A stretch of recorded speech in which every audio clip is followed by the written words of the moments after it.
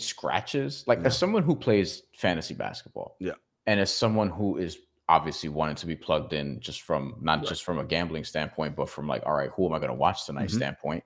Like buyer beware has never been more of a thing in the NBA because like you get a ticket, and some people well in advance, and these are working class families who save up money to get these tickets.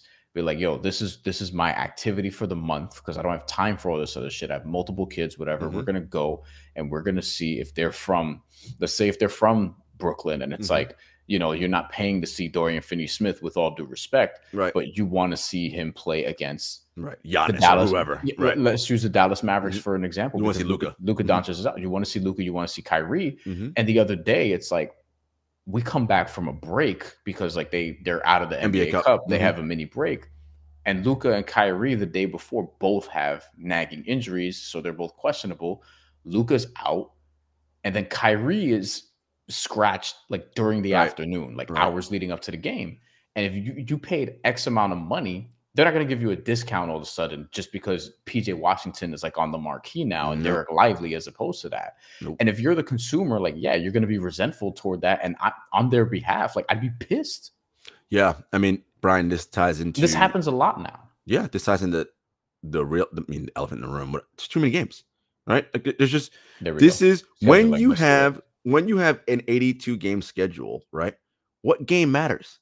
Like, right? Like, it's just like... I say this all the time, and forget about kids or whatever. Any human being with a job and reasonable amounts of responsibilities, 4 games in 7 nights, I got no time for that shit. Right. Or 4 games in 8 nights? No, I don't have time for that. Right. That's the whole idea about like in the group chat, like, oh, I can get tickets to the whatever another time. Right. Because, you know, and that's the thing the advantage NFL has, right? Is a scarcity. Even though they've upped their amount of games to 17 or whatever, they still, or 18, they still have the scarcity factor, right? And each game is so vital and matters. And when you're buying season tickets for an NFL game, you're only buying 9, right? Or whatever the number is. The NBA wants you to buy 41 fucking home game tickets. 41. Bryan, we do this for a living. I don't go to 41 home games. There's not a chance. I had season credentials for the Nets multiple years. I didn't go to 41 games either season. I went to a bunch. Probably went to like 20 something. It's like no, I'm just not doing that. Like I don't have time for that, man. Like, and so other jobs. That's the thing. Other people things to do. You have to have multiple jobs now in order to like. If you can trim the fat off of this and make it that much more meaningful, one, you'll see less injuries. Number one, right? If we have the same time frame we have, which is mid-October to beginning of April for the season, but we had 58 games instead of 82, at most you're playing twice every 7 days. At most. You know what the thing is, though? Because of greed from ownership in particular, we just know that they're not going to do it. Like we have all the scientific reasons too, because like now these guys are coming into the NBA with more wear and tear. Like this is no longer a theory, right? Like this is something that's been proven. Like now the debatable part is like, is it due to AAU specialization? I think at least in that's a large part of that. Yeah. At least in some form it has to be, because I'm 30 now. So I'm part of the last generation where like kids were still playing multiple sports. Yes. Like in high school, you would do basketball in the winter, but in the spring you might do baseball, or in my case, track and field. Before that, you might play volleyball in the fall, or in my case, I did cross country when I really should have done soccer. I really or soccer. Yeah. But like there were people who did that. Like I had teammates who did multiple sports. Like a few of us did track, and a few of us did like soccer or cross country before that. And on the girls team, there were a lot of tennis players. You know what I mean? Like stuff like that. After that, like mid 2010s, I start seeing more like just kids playing basketball all year round, or baseball all year round. And now those kids are pros, and we're seeing, what are we seeing more of? Torn ACLs, Tommy John elbow surgeries, season enders, Achilles injuries, like all these wear and tear injuries. And the scheduling hasn't changed. It's still 162 games in baseball. They added a playoff round.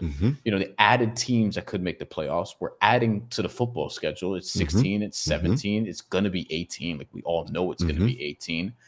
And with basketball, it's 82 games, but also it's a harder 82 than before, because people could say what they want about the defense of the 80s and 90s, but these games are harder now because they're so fucking fast. They're so fast. The wear and tear is ridiculous. Like part of the reason guys were able to play all the time back then was because like the game just wasn't as quick. You watch it, like they're taking breaths and beats in between. And you could argue maybe that's more responsible in how to play. But now it's like everything is just so fucking fast. The quick twitches and all these. Turn on a game from the 80s. 10 dudes all within a foot of each other inside the 3-point line. Not a whole lot of movement going around there, folks. Like, so you're catching a break. Like the fast breaks don't even look as fast. Right, because where are you fast breaking? Now, again, because so many teams play 5 out, and again, everybody's weaponized.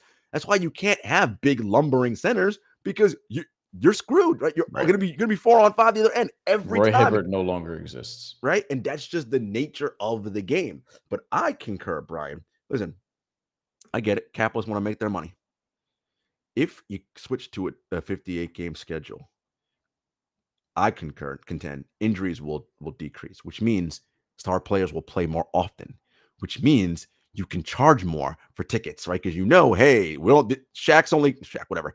Player X, who's awesome, isn't only coming into town once, right? Because you only play each team once, home and away. That's it. This is the only time I get to see this player. This is the idea, right? Not saying injuries won't happen, but I think those wear and tear muscle use injuries will decrease, because teams will actually the players will have time to get recovery, practice, and train in between games. They don't do that now. They finish a game Monday night. Guess what they're doing the next day? Rest, recovery, getting on a plane because they got a game on Wednesday in Utah. Like, this is how it works. Or that night they get on the plane to go to Utah. Like, it's just when you're doing that kind of succession of games coming in such a quick order like that, the body gets worn down because there's no time for recovery and training to build it back up. Now you have guys who lift after games and stuff and whatever, and I'm like, listen, God bless y'all, but it's like this is part of the reason why your guys are hurt, because after the play, 24 hours of nothing. You literally off your feet rest. Next day, you get into the gym. Day after that, you get on the court. Like, it's just there's a way that you can set that up where it's a lot different than it is right now, and I think it'll lead to better basketball products. The games will matter more, because you lose 5 games in a row, you're in trouble, right? In a 58-game season.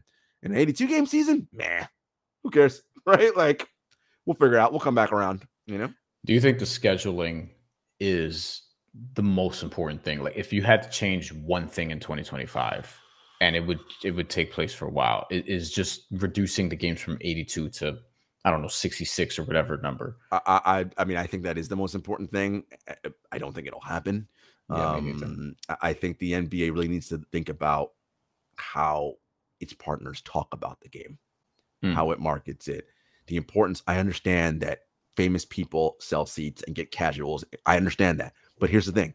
This league is so good. Make everybody some kind of a star, right? Like, not obviously you're going to have your elite of your elites. Yeah. But there are great players all over this league. Talk about them.